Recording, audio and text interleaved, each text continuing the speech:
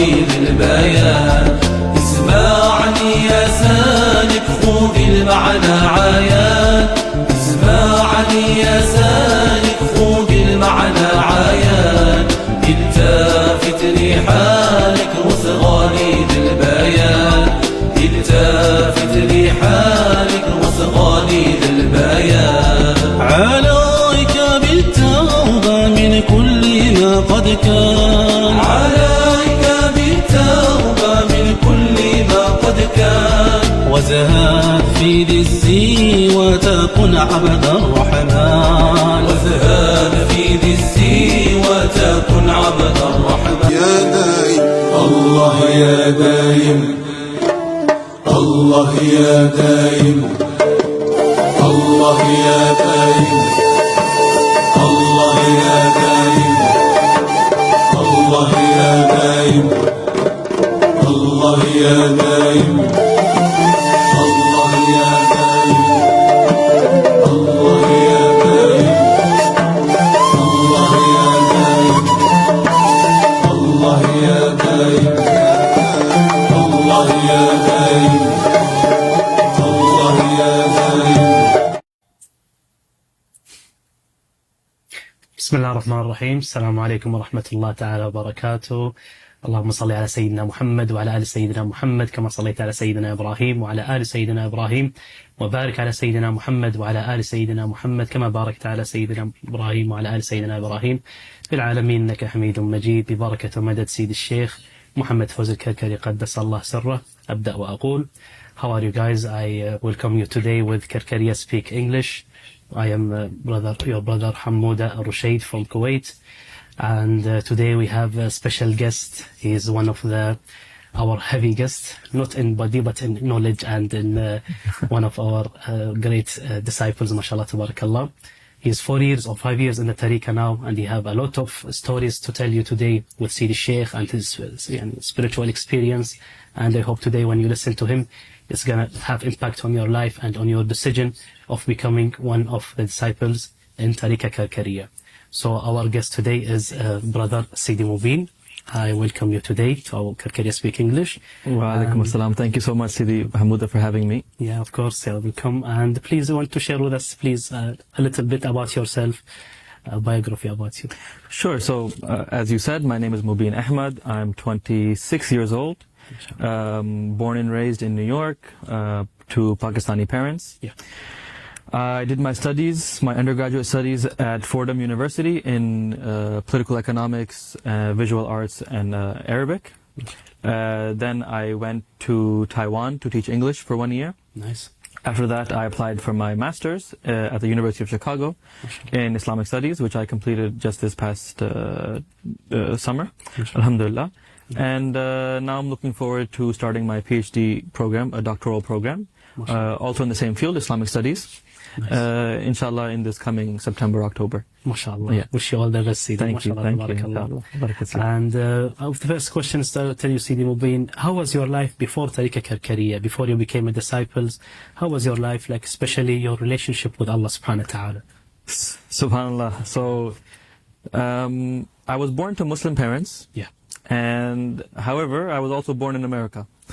So, although we grew up in an Islamic environment, my parents prayed, read Quran, and taught us to do the same. We didn't really follow, you know. When you're surrounded by so much dhulma and freedom, as Americans love to say, you don't really care so much about religion. Yeah.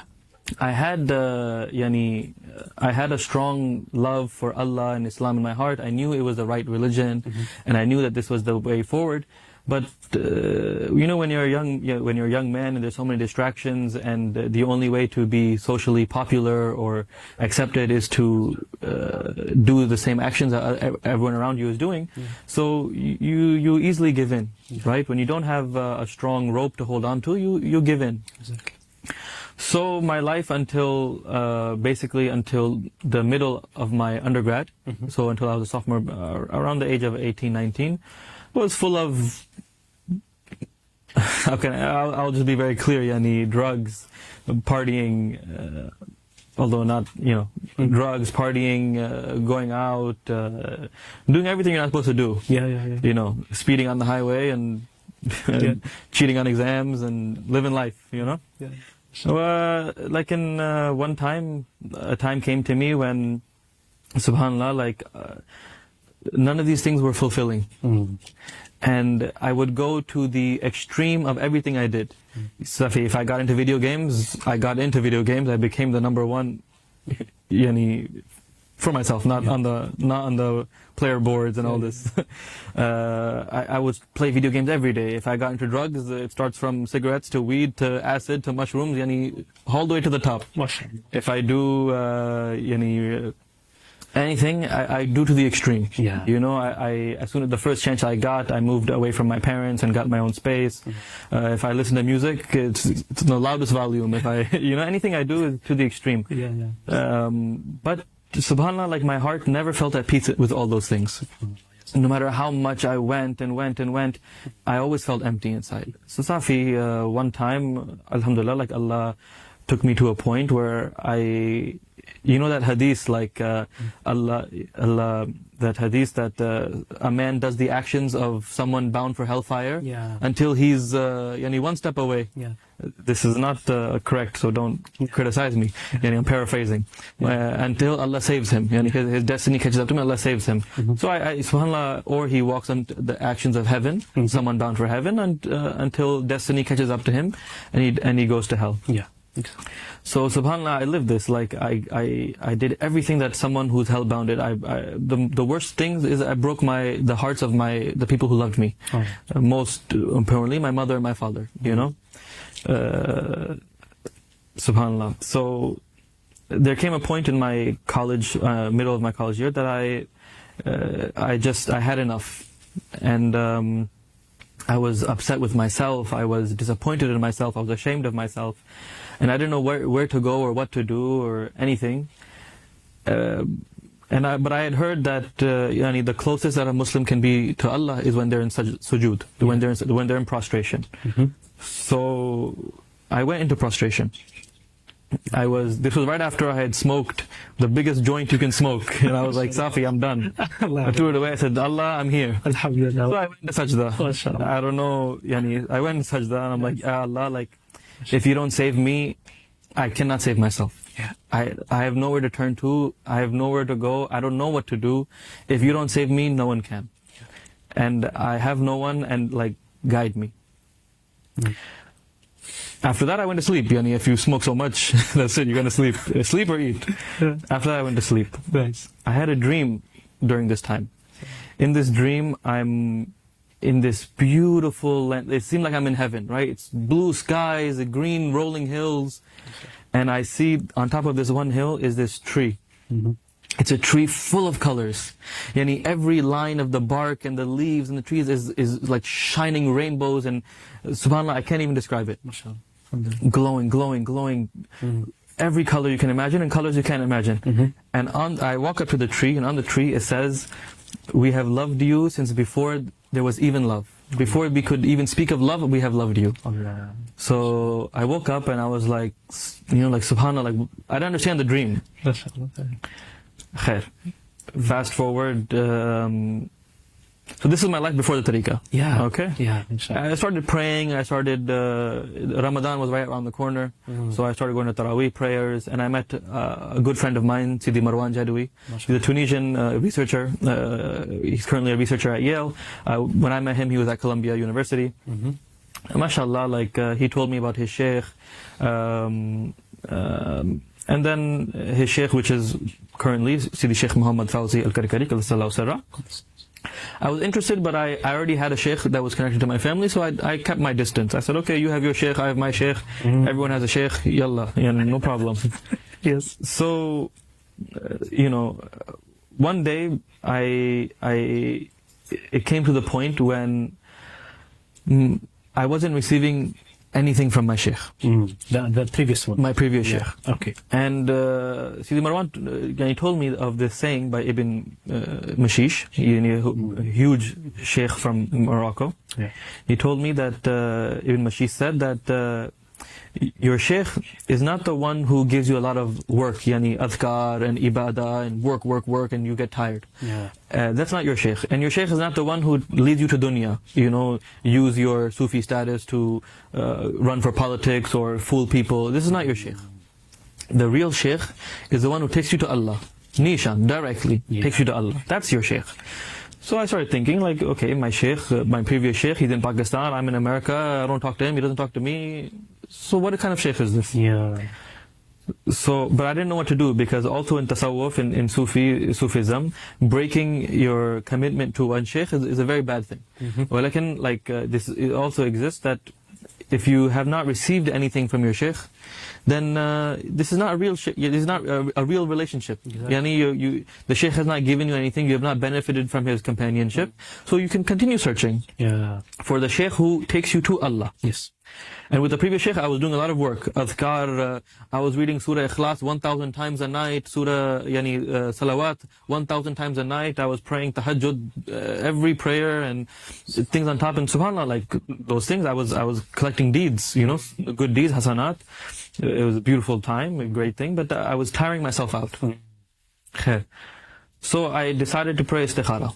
My friend told me, pray istikhara. Okay, I prayed istikhara. Istikhara for what reason?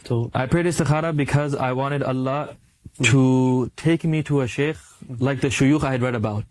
Who is? Ibn Arabi, Rumi, Sheikh Abdul Qadir Jilani. Like, who are these people? These Ahlullah, these Awliyaullah, like, I want to be with them, right? And I wanted to do anything to be like them, to be with them. And I was like, in this world, 21st century, where can you find that? Yeah. Nowhere. Probably, like impossible. But I knew that the real deen, Islam, is preserved by awliyaullah. Those who are closest to Allah. Yani after the Prophet ﷺ, who do we have? Awliyaullah. So I knew that if I want my deen to be preserved, if I want to avoid these, right now what we have is like shuyukh arguing over shuyukh, this guy's a kafir, this guy's a this guy's a that. One day you're listening to someone, next day you find out he did something with someone and he's not even Muslim anymore. I didn't want to be lost, I didn't want to be confused. I didn't want to one day be with a sheikh and find out something and now I don't know where I stand with my deen, where's my community, who are my people, where is Islam? Is Islam just like Christianity and Judaism? There's 6,000 different groups and everyone's fighting. Where is Islam? Allah is the guide, Al-Hadi, and He's the guide from the time of the Prophet and before and to this day. Yeah. So I wanted to be guided. So I prayed istikhara, Ya Allah, take me to the wali. Sure. Show me who he is, give me a sign, whoever it is. Is it Sheikh Abdul Qadir Jilani? Is it Sidi Sheikh Muhammad Fawzi al-Karkari? If it's Sidi Sheikh Muhammad Fawzi al-Karkari, if it's him, give me a sign. And if it's him, I'll drop everything. I'll leave my job, I'll leave my work, I'll leave my family, I leave all the Islam I knew, and I go to him because you guided me there. I'll go there right now. So I'm praying the istikhara, and I'm very emotional because I want a sign from Allah, and I've never asked Allah for a sign. I've only asked Him for more money and to get married, but this is my first time I'm saying, Allah, here I am, I'm willing to do whatever it takes, but you have to guide me. And if you don't guide me, I can't guide myself. Yes. So I prayed istikhara and I asked Allah, here is a sheikh in Morocco, my friend told me about him, and he's claiming to be a wali. I've never heard someone claim to be a wali. Either their followers say that this guy's a wali or a qutub or whatever, or you read about them in books. Yeah. So I don't have time to wait 600 years for someone to die and then I read about him. I want it now. Yeah. So I said, Ya Allah, take me to the wali, guide me. And this is what istikhara is. You consult with Allah to guide you. Yeah. The Prophet ﷺ used to teach the Sahaba the Quran and istikhara. He used to teach them how to pray istikhara, just like he would teach them the Quran. Yeah. Right? Exactly. So if he taught him like this, that means use this. You will not be misguided. Yes. So I prayed istikhara. I'm standing there. It's like right before Fajr. I'm crying. I'm emotional. I'm like, Allah, Ya Allah, give me a sign. Is Sidi Sheikh Muhammad Fawzi al-Karkari, is he a wali? And should I go to him? Should I follow him? Should I listen to him? Will he take me to you? Will he connect me to Rasulullah ﷺ? Will he connect me to Allah? If he will take me, give me a sign. Give me a sign right now. this is maybe bad adab with Allah, like as though I'm commanding astaghfirullah. Yes. Well, I came to this stage, Yeah, it's like and while I'm praying in the place where you go into sujood, into prostration, a big light starts shining, and like waves start coming out of it, waves of light, and I'm like, subhanallah, like, it's prayer. I can't rub my eyes, so I'm just looking and blinking, like, subhanallah, like, is this real? And it's real. I'm awake. I'm awake. I'm praying. Alhamdulillah Rabbil Alameen, I'm in my full senses. I say, subhanallah, like, Allah, I received my sign. And then I remembered I have to finish my prayer, I go into sujood, ruku, sujood. And as soon as I get my sign, I text my friend, Marwan. Yeah. I tell him, Yalla, call your sheikh, I'm going to take bay'ah right now. He said, oh, call my sheikh. He said, this is not, you have to do wird for 40 days, you have to show that you can be committed to this path. This is not easy, yani. I said, okay, I'm going to book a flight. This is peak COVID. This is December. This is the month of December, 2020. Everything's shut down. Everyone's wearing masks, and except for Americans. People are going crazy. Yeah. I tell my mom, I'm flying. I'm going to Morocco. Oh, nice. She said, Safi, I mean, who can control boys? Yeah. I book a flight. I go straight to the Zawiya. I meet Sidi Sheikh. Subhanallah. And tell us more about your first time seeing Sidi Sheikh in person in my first time Sidi Sheikh in person. How was it? Yeah. Yani, nothing I describe will do justice to this experience. And the way that I saw him then, every time you see him and you look into his eyes, you're overwhelmed by the majesty. And yani, on paper, this is a human being born in Morocco. He walks, he eats, he sleeps. Well, like in America now, we have this, we call it aura. Yeah. And he has 10 million aura. You sit with him and you start shaking. So the first time I came and sat with him in his office, like, adab with awliya, you don't look at them. You have respect, you don't start staring like you're at a zoo. You sit quietly, and I would sneak peeks, look at him when he's not looking, look down. Yeah. And what I remember from that day is his eyes. Oh. It was as if like light was coming from them. Subhanallah. It was like I'm looking into a universe, Subhanallah. And I was just like, I was awestruck. I was like, Subhanallah. And he asked me, Mobeen, what do you want? Why did you come? So I said, Sidi, I want Allah.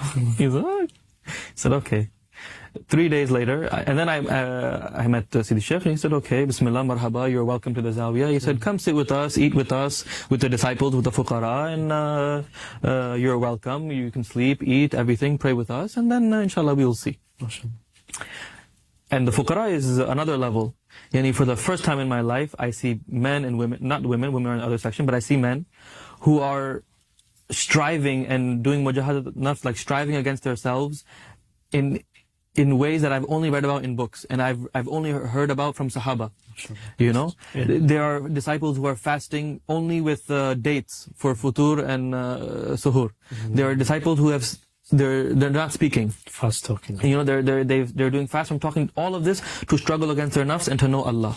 I saw disciples. I see them at 8 p.m. Starting to pray at night and standing, and at 9 p.m. I see them in ruku. They're still for hours they're standing. 3 a.m. they're in sajda they're in prostration for 30 minutes, 40 minutes. And I'm like, man, I'm getting tired looking at you. Subhanallah, like I love this. Everyone's praying together. Everyone's sitting together. Yeah. We eat all together. We everyone sleeps, and it's like everyone has left the comfort of their home and their families, and there's young and old, and everyone is here. All for what? To know Allah. Yeah. To be with the wali. To know who they are and why they were created, and to know their creator. And that's it. And I was like, subhanallah, like I want to be with them. I want to be here. 3 days later, after I lived this, and Sidi Sheikh called me again to his office, and I took bay'ah. MashaAllah. So this is my life before tariqah. Yeah, MashaAllah. So a long response. Life before tariqah, to give you a summary, Yeah. dark. Dark. Like life after tariqah, light. Alhamdulillah. MashaAllah, MashaAllah. Yeah, that's very, very good. Like, the listener need to know this, because sometimes they think that, all of the Sufism are like saints and they want Allah from the beginning. But we all of us have dark past. We all of us, we're very away from Allah subhanahu wa ta'ala. Exactly. SubhanAllah, with Allah subhanahu wa ta'ala mercy, everyone can, alhamdulillah, be guided to the light. And Exactly. see the Sheikh now alive, so we are very, very lucky. Very lucky. So I want to tell you now, this is the most crucial moment of your life, taking the bay'ah from Sidi Sheikh. So the moment when you are touching his hand, taking the bay'ah, closing your eyes. First of all, what do you mean by bay'ah? Is it like selling yourself as a slave? What is bay'ah, So talk to me more about bay'ah and then your experience. Sidi Sheikh, when you took that pact. So bay'ah, I think in Arabic, you know more, but it means to sell, right? Bay'ah, yes. Bay'ah, to sell. So it comes from Surah Fat in the Quran. Inna alladhina yubayunaka innama yubayun Allah. Bismillahir Rahmanir Rahim. Yani those who sell themselves have only sold themselves to Allah. Yeah. Those who take bay'ah, and this is something the Prophet ﷺ did with the Sahaba. Yeah. Right? He took bay'ah with all of them. Yeah. And so they knew that we are taking an oath. We are taking a pledge of allegiance. Why an oath? Why a pledge of allegiance? We should only take bay'ah with Allah, right? But the way I understand it is, for any goal, we have to make a commitment.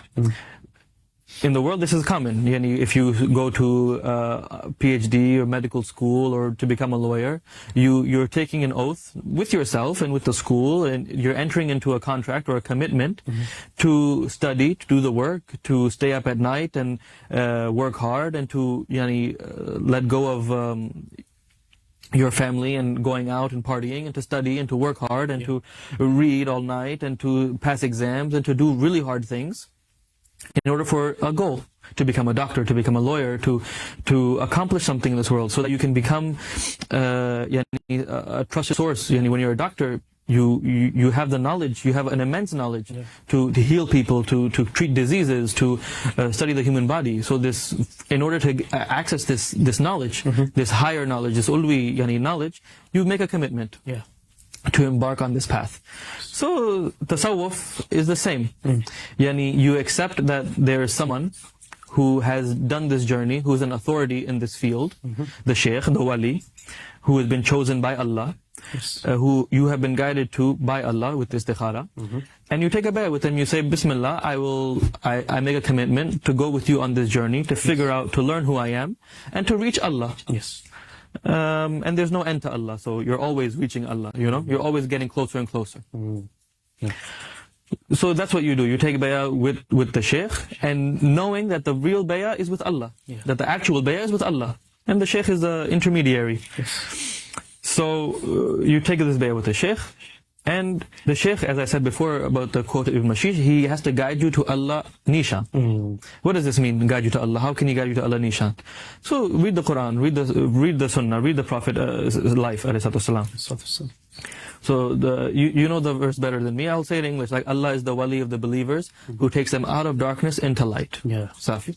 The Prophet, and the Quran also says that when a Bedouin came to the Prophet and said, we are believers, we are mu'minun. And he said, don't say you are mu'minun, say you are a Muslim, right? You have believed and you have submitted. You're not mu'min yet. So these are levels. So Allah, Allah is the wali. He's the one who takes them out of darkness into light. Okay. So we know the framework. The wali takes you from darkness to light. Okay. Is this light metaphorical? And he just talks to you sweet words, light, light, light. Everyone nowadays talks about light and mashallah, Allah is light, Prophet is light. No, but this is a real light, a light that you can see. Why? Because the Prophet said it himself, and the Sahaba experienced it themselves. Yani Iman is Nur, Salat is Nur, the Quran is Nur, the Prophet ﷺ is Nur, Sirajul Munir, Allah is Nur, Allahu Nur Samawati wal Ard.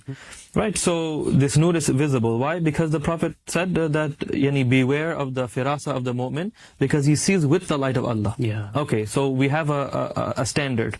How can we measure if the Shaykh or the Wali is a real Wali, has really taken you to Allah?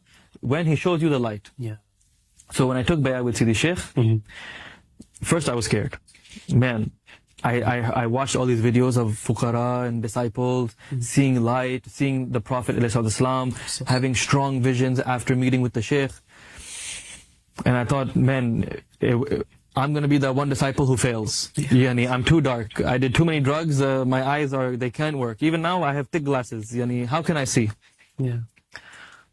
So I went to see the Sheikh's office. Remember, 3 days later, he invited me to his office. He said, "Marhaba, come sit."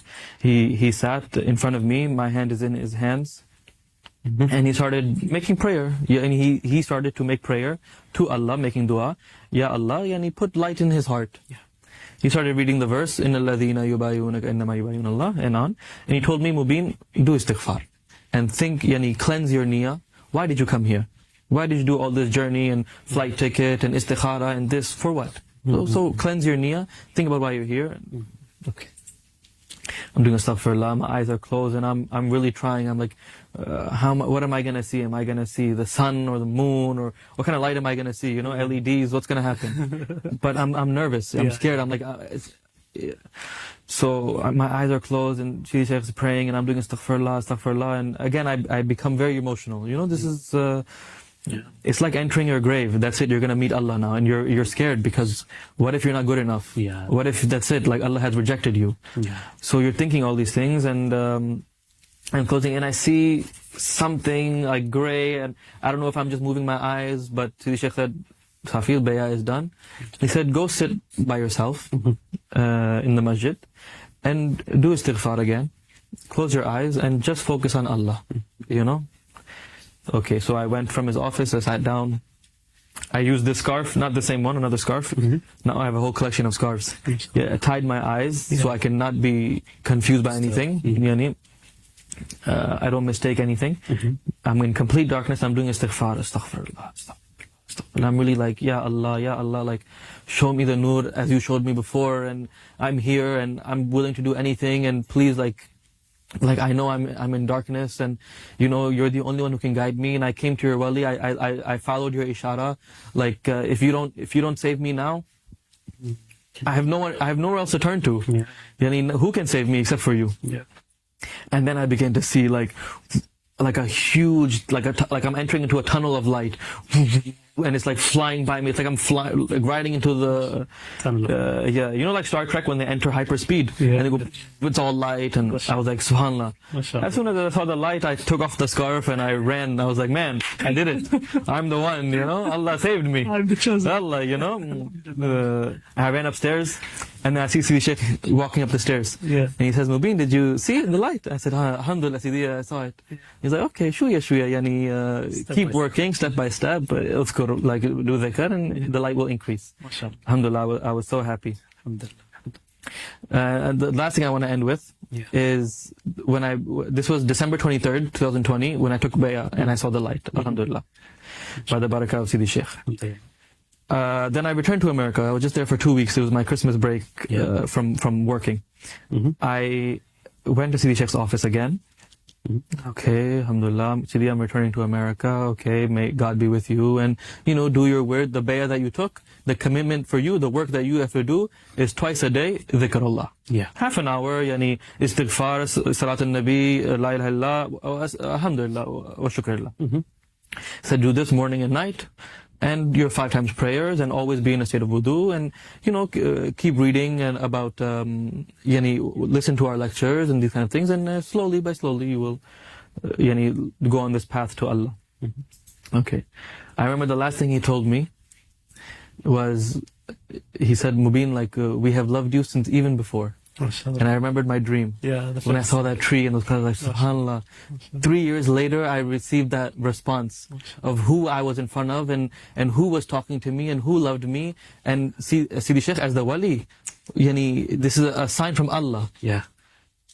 And subhanallah, like the difference between my life before and life after is sakina, yani peace in my heart, and itminan, and yaqeen, and the beginning of love. I can't say I love Allah, yani this is a huge statement to make, but I'm beginning to taste love, that the fact that Allah has been with me from even before I knew, and even before I sinned and did good and came to Him, He was with me. when I was in my deepest darkness, and even now He's with me. All I have to do is open my eyes and see that His light is everywhere. Alhamdulillah. Alhamdulillah. MashaAllah. MashaAllah. That's what Allah subhanahu wa ta'ala said, يُحِبُّهُمْ وَيُحِبُّونَ. Yeah. Allah subhanahu wa ta'ala loves us first and then we love Him. Yeah. So it's all started from Allah subhanahu wa ta'ala. SubhanAllah. And there is no sin in the world that can, let's say, reject this love. Yeah. Allah loves you, He will love you, and He will bring you back. Alhamdulillah. And He will tell you, go do with everything, and then you will come back to me, because nothing will give you fulfillment except this one. Alhamdulillah. So alhamdulillah, mashallah, thank you so much, brother. And mashallah, now we have a question also from one of the fakirat, Fawziya bin Musa. She asked us a question. And also if you have a question, please just let it in the comment for CD Mobeen to answer. So the question from Lalla Fawziya said, what is the deepest wisdom you have learned from Sidi Sheikh? SubhanAllah. Beautiful question. Thank you, Lalla Fawziya. Do you know Lalla Fawziya, right? Yes. Yeah. Alhamdulillah. She's a great fakira, does a lot of work for the tariqah. We know her very well. Alhamdulillah. The deepest wisdom that I've learned from Sidi Sheikh. Yeah. SubhanAllah, like, yani every word from him is a deep wisdom. It's like the Quran or the Hadith. Yani you take one word, you can spend your whole life on it. You know, and keep unpacking the meanings and the meanings and the meanings. Sidi Sheikh says, like, kullu kalam ma'ani. All of his words have meanings and meanings and meanings. Because why is this? Because the Sheikh, as the wali, as someone who has traveled the path and completely fanafillah, yani annihilated in Allah, he has gotten closer and closer and closer and closer to Allah. Yani Allah and His 99 names, Asma'ul Husna. One of Allah's names is Al-Alim, the knower, right? Yeah. So when you get so close to the knower, every word of yours has deep knowledge and wisdom, because you're so close to the knower. Yeah. You're so annihilated in the knower. You're annihilated in the one who has all the knowledge. So when you speak, your words have knowledge. Yeah. SubhanAllah. The deepest wisdom, I'm on the spot now. Yeah. Yani, the deepest wisdom, I will say that Sidi Sheikh taught me that more than your words, it's your actions. And be very careful what you claim and what you say, because everything will be a test for you. And SubhanAllah, like, I reflect on this often. The deepest wisdom, Sidi Sheikh. SubhanAllah. So there was a lot of wisdoms, I think. There's many wisdoms. I will say that he taught us that there's a reality to everything you say, to what you believe and what you think, and always try to reach the highest reality of these things. But yeah, I will summarize it in one way. Sidi Sheikh taught us that don't go from one creation to another creation, but always look at the Creator. Don't go from khalq to khalq, but go to the Khaliq. Yeah. Don't go from rizq to rizq, but go to raziq. Yeah. Don't go from karam or but go to kareem. Yeah. Yani always go to the source. Always look at the source. Nice. Always look, when you see a thing, you should see Allah before it, after it, in front of it, behind, everywhere. So why is this important? Why is this deep? Because when I'm in university and people are making fun of me for the way I dress, I don't see, oh man, my friends who used to like me don't like me anymore because of the way I dress. No, I see Allah is testing me. Yeah. When I see a tree, I don't see, oh, mashallah, life and tree and photosynthesis and this. No, I see a razik. All around me, a razik. All around me, a kareem. All around me, al-hadi. When I'm walking in the street and I'm doing groceries, you know, or I'm driving on the highway and I see a sign that says,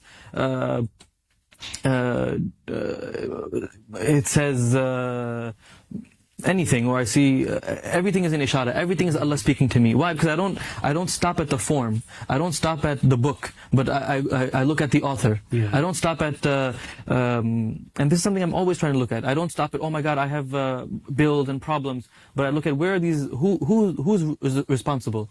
Allah. So how can I ever be afraid or not have hope or worry about things when everything is in Allah's hands? Yeah. And this, Sidi Sheikh reminds us, yani, gives you peace in your heart.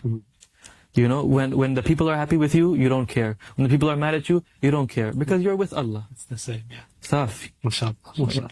That's very nice wisdom, mashallah, tabarakallah. And it's a lot of wisdom, and subhanAllah, like you saw, like Alim, and living with the name of Allah subhanahu wa ta'ala. And that's really, I told you, like before we started, to have this, what you call it, learn from Sidi Sheikh and also his family. Yeah. Like even the smallest one, which was Sidi Abdul Rahman. Yeah. I told you the story, like when, like some of the disciple gave him a candy. So I wanted to, let's say, to teach him some, let's say, or say thank you to this disciple. Yeah. So I said, thank you, brother, for this. And brother Sidi Abdul Rahman said, thank you, Allah. Yeah. Not thank you, disciple. So thank you, Allah. And how old is Abdul Rahman?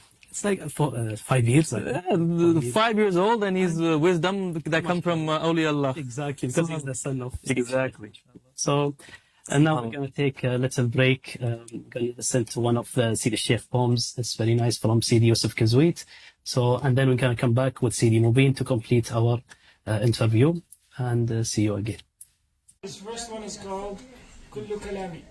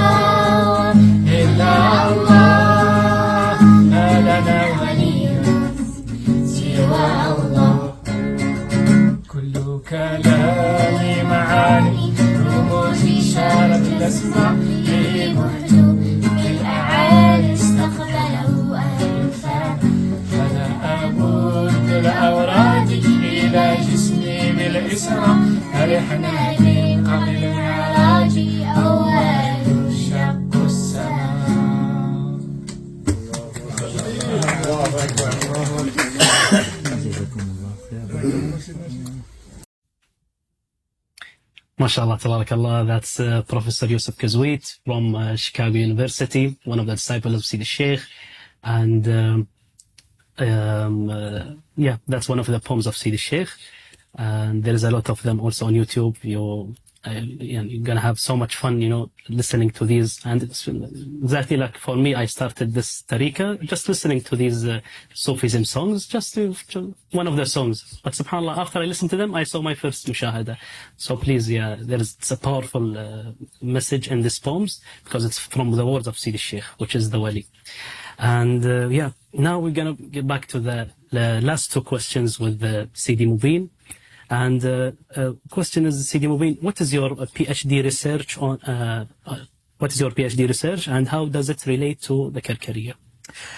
Yeah, so as I mentioned, I did my master's at the University of Chicago, actually with Sidi Yusuf K. Swift. He's the chair of Islamic studies there. So I did my master's there. Inshallah, I will begin my PhD research there as well. So my PhD research, my proposal, my project, has to do with mystical experience and consciousness. So in the history of the world and religious experience, there is many societies, many famous philosophers, Socrates, Plato, many religious figures like Hermes of Trismegistus, and also to this day a lot of indigenous religions, syncretic religions. They have used various practices, sometimes even plants and medicines, to alter their consciousness, to enter into a state of altered consciousness. So the first level of consciousness is what we all experience, right? We have our five senses, we experience dimension, space, time, normal. Okay. People like Socrates and so on and so forth, they would do various practices, for example, entering into a cave, everything is dark, meditating, doing dhikr, various formulas, praying to Allah, fasting, and they would attain a higher level of consciousness, which would give them knowledge. So Socrates speaks about this, Plato speaks about this. Plato has a famous story of this. In fact, there's a wonderful book by Yulia Ustinova who speaks about Plato and Socrates, and they would have, if a Muslim reads it, he will say that, subhanAllah, it sounds like the angel Gabriel, Sayyidina Jibreel, is speaking to Socrates. So the experience that he's describing is like a light is coming, speaking to him and giving him knowledge. And that's why we have so much like wonderful Socratic wisdom and so on and so forth. Fast forward to today, this practice of altering consciousness continues. People use drugs like psychedelics and whatnot to experience things that they would not normally be able to experience, right? You have stories of people taking psychedelics and realizing that all the world is connected and is ultimately one, and so on and so forth. So I wanted to learn from this research and then apply it to the Karkariya. Why apply to the Karkariya? Because in the Tariqa Karkariya, by doing dhikr, by focusing your intention, by clearing your mind, by clearing your heart and fighting against yourself and doing dhikr, you have a vision of light. And beyond the vision of light, the vision of light is the first thing. You see nur, right? As the Prophet ﷺ said and described in the Quran, how it's described, you see nur, but then beyond that, you begin to learn from the nur. The nur is, it's being present with Allah. You have hudur ma Allah, right? So then Allah begins to teach you. There's a story of a disciple in the Karkariya who is sitting, he's doing dhikr, and his eyes are closed, he's doing dhikr, and then he sees a full moon in front of him. And then from this moon of light, it's not the actual moon, from this moon of light, the Prophet ﷺ comes out. He sees the Prophet and he begins to speak to the Prophet about a question he has about fiqh, something he doesn't understand. And the Prophet ﷺ teaches him. This is right now, 21st century, so this person is altering his consciousness with dhikr, with being present with Allah, and is gaining knowledge. And this is normal. When you really fight against yourself and you become, you purify your heart, so then Allah teaches you Himself.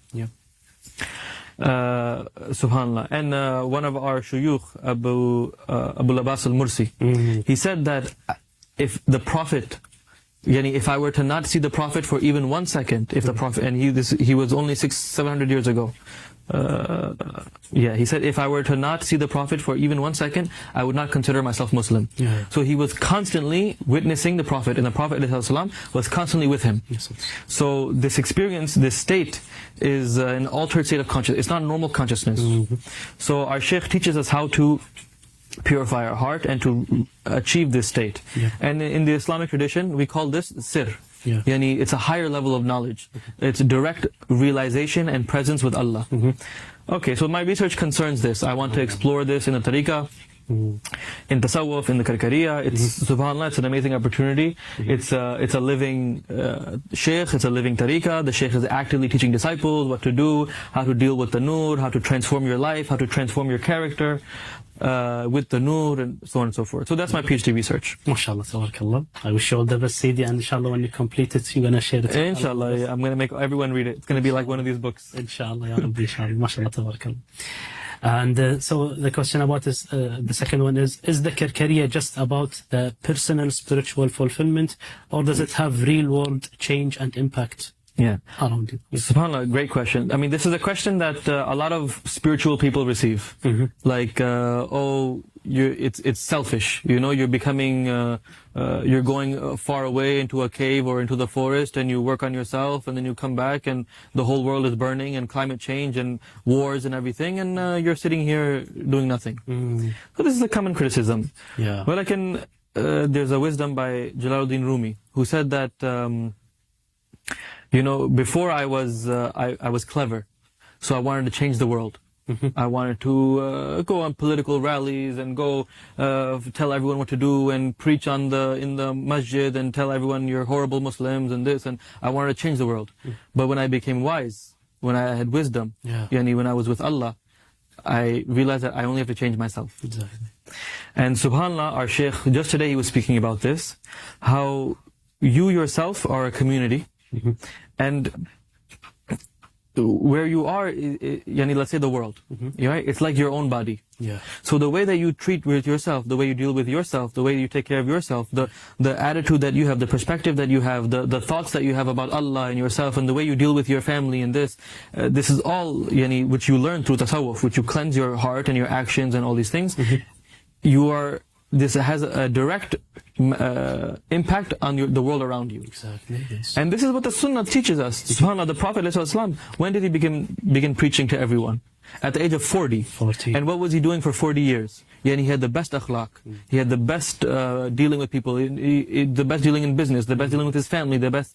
So then, when he began to speak about Allah, everyone his wife believed him, his son, Sayyidina Ali believed him, the companions began to get closer to him and this and that.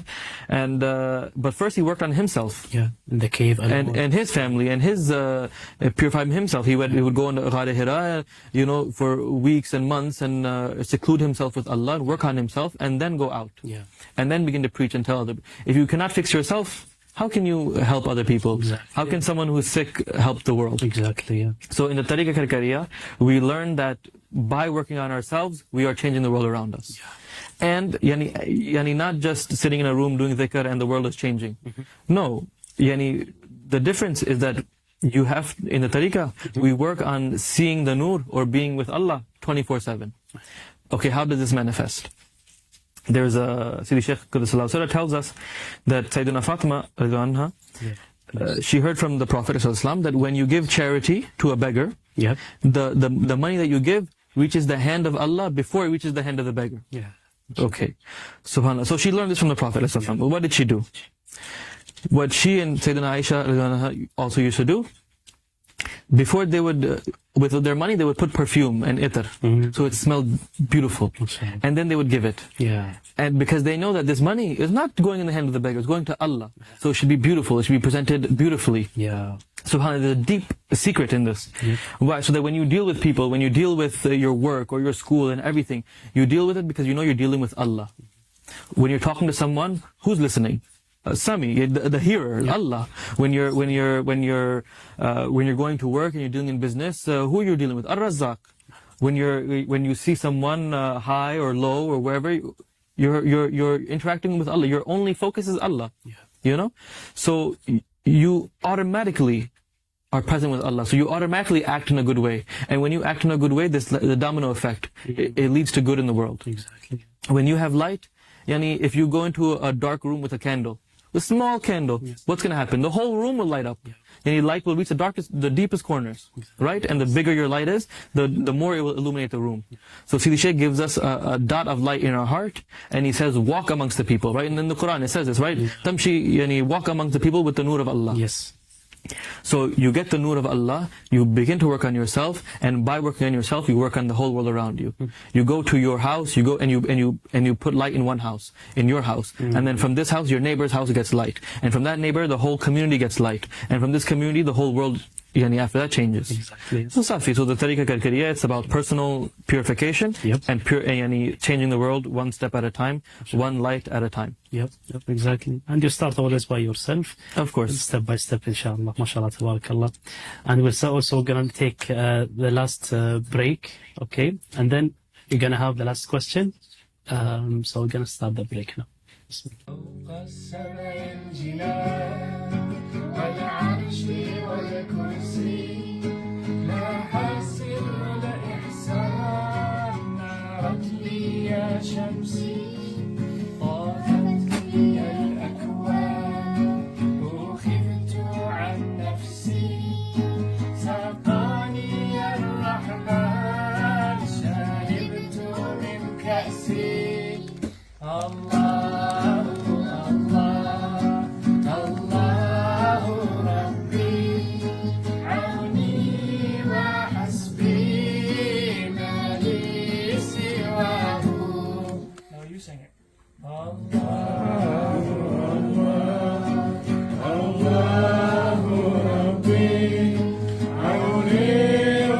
حسبي ما لي سواه لا زمن لا مكان لا جهر لا همسي لا ملك لا إنسان يدري معنى جنسي أنا كاف الإحسان أنا معنى قدسي أنا بصر العميان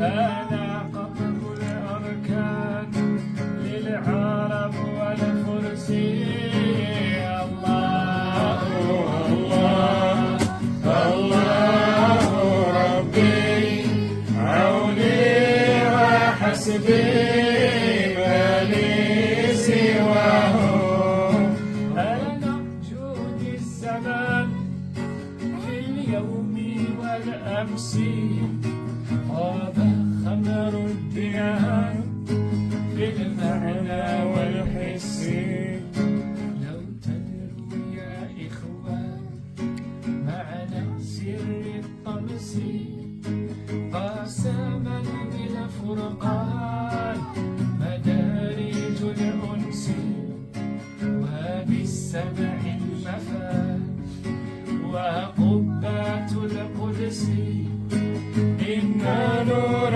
الإيمان لمحات من شمسي إن نور الإيمان لمحات من شمسي الله الله الله ربي عوني وحسبي ما لي سواه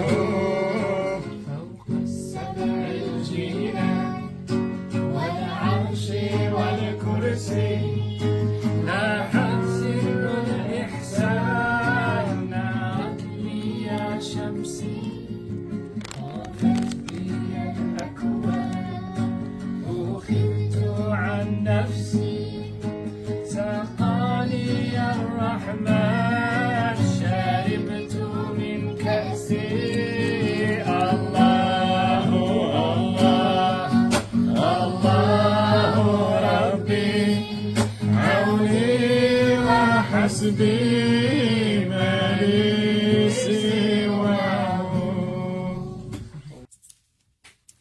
MashaAllah, tabarakallah, one of the greatest poems of Sayyid al-Sheikh. And thank you, Yusuf Kazwait and his beautiful family. Wish you all the best from Zawiya.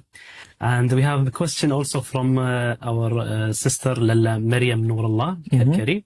She asks you, what did you learn from Siyaha, Sidi Mobeen? Siyaha's wandering. Okay, so alhamdulillah, this was my first siyaha with the tariqa, Karkariya. Siyaha was something that I read about in books about shuyukh. They used to go walking, and I didn't know this was still possible. Well, like alhamdulillah, like Sidi Sheikh did it himself. For 10 years he wandered all of Morocco, to the point that when someone comes from somewhere, he knows the area, he knows the roads, he knows everything. So the disciple feels like subhanallah. So I went for 6 days. We walked from Moulay Bouazza to Faqih bin Salah. Yani, this is 120 kilometers. The first time in my life that I, packed my bags and just started walking. And what I learned, was in winter, summer? This is the winter. So this was January, the first few days of January. And subhanAllah, I learned so many things. I mean, it's hard to encapsulate them. I wrote an article for the Al-Karkari Institute, founded by Sidi Sheikh. I wrote an article in English, so you can find more information there. But just to sum up, I learned through the best way, and the best way to learn anything is through experience. Yeah. And this is something in our tariqah that we do every day. You learn from experience. You don't learn from books, or you don't learn from listening to other people. You learn from doing. And learning by doing is the best way. So by walking day and night and sleeping on the street and not knowing where my food will come from or water and doing dhikr the whole time, I learned that Allah is with me. And Allah is with me even before I thought I needed Him.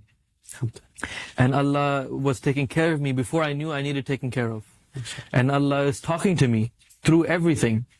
He's speaking to me through the stones and the trees and the birds and the graffiti on the masjid. And subhanAllah, one of the places we stopped, it's a masjid. Yeah. The building next to it is spray painted. I don't know who did it. Yeah. He said, "Stop playing, you donkey." Oh. And I thought, oh man, my whole life I'm playing. I'm the donkey. Yani, Allah cannot be more clear than this. Subhanallah.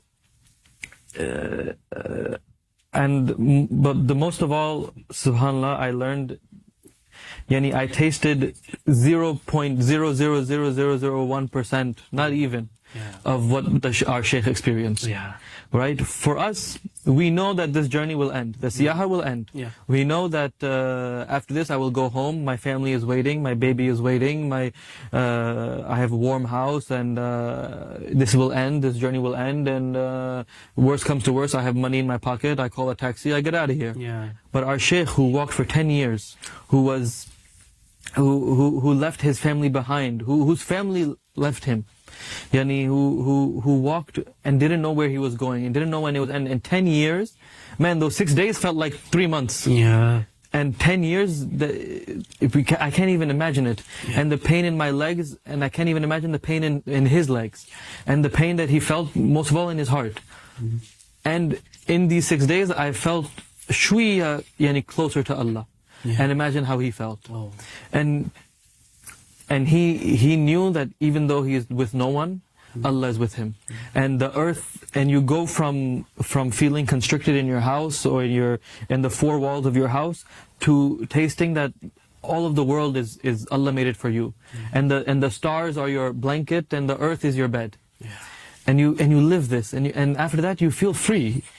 You feel, subhanallah, like after this I have increased respect and love for my Shaykh, because he did this and he went through this pain and this struggle, and he came back why did he come back? Only to teach others about Allah and His nearness and how to get close to Him and how to get close to the Prophet ﷺ. And this is the sunnah of the Prophet, to walk. The Prophet walked from Mecca to Medina in the desert, and I walked with nice sneakers and good boots, and when there were rocks, I just stepped on them. And the Sahaba used to walk with barefoot, and the rocks would cut their feet, and they would say Alhamdulillah. So I think of them, and I'm trying to be with them, trying to be like them, and you begin to taste what it means to love the Prophet. If you love the Prophet, then walk in his footsteps. If you love the Wali, walk in his footsteps, like Sayyidina Musa and Sayyidina Khidr, alayhi salatu wasalam. So I tasted this a little bit. Yani, may Allah grant us the tawfiq to do more siyaha, to get closer to Him, and to really appreciate and love our Shaykh, even though we can never truly love and appreciate. The same way that we cannot truly love and appreciate the Shaykh, the Shaykh and Allah. Yani, you can never really appreciate. The same way you can never truly appreciate your parents, the struggles that they went through. And he's our spiritual father. Exactly, and he's our spiritual father, subhanAllah. So what I learned from siyaha, love and appreciation for those who have come before us, for our Shaykh, for Ahlul Bayt, for the Prophet ﷺ. And yani, I gained shuya, the knowledge of how to read the signs that Allah is sending. Right? Allah sends you risalas, and He is al-mursil. He sends you messages through everything. Don't think that, oh, Safi, like this is just a rock or this is just a tree. He's sending you a message. All the time He's speaking to you. The only condition is that you're listening. Saf. SubhanAllah, exactly. And we didn't learn how to learn this language and how to see this perspective, except we see the Sheikh's support, Exactly. After we did the bay'ah. And like Sidi Tahmeen in the previous interview, he said it's flawlessly come. You don't even try. It's like, poof, come to your heart, Exactly. Always, let's say you read this Quran, you read this surah every day, it's okay. But in this specific day, in this specific moment, it's come another meaning. Because, 100%. Yeah, so you see the Shaykh, this. So that's why this path is the path of taste. And Alhamdulillah Rabbil Alameen. May Allah subhanahu wa ta'ala give you all what we experience and more, inshallah. Last question, Sidi Mobeen, thank you so much for everything that you said. This last question, what do you give advice for the people who are listening now, who aren't, let's say, with Sidi Shaykh or in Tariqa Karkariya?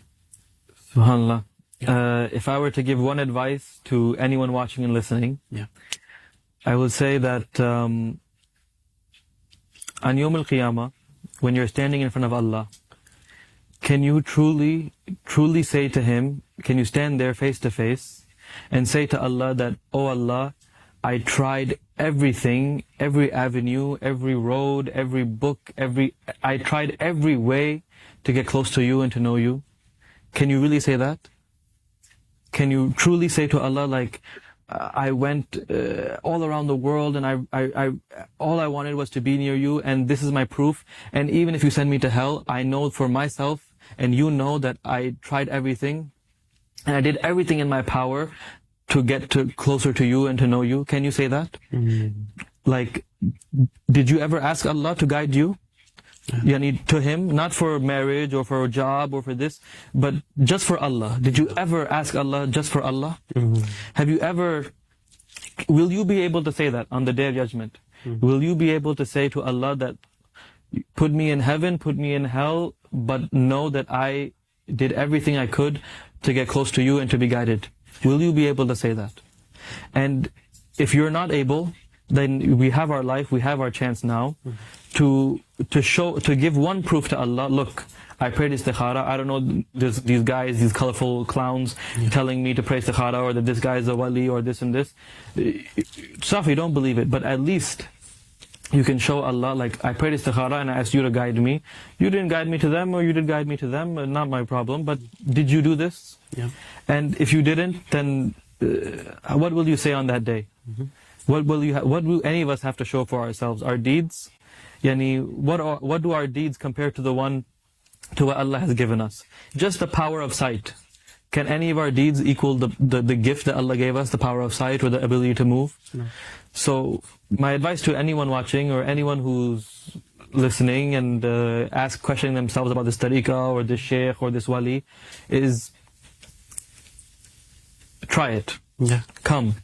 Experience it for yourself, or at the very least to have a proof for yourself that you did everything you could to get closer to Allah, to get closer to the Prophet ﷺ, and to truly experience for once in your life the taste of Iman. Right? Safi. Safi, mashallah, tabarakallah. Thank you so much.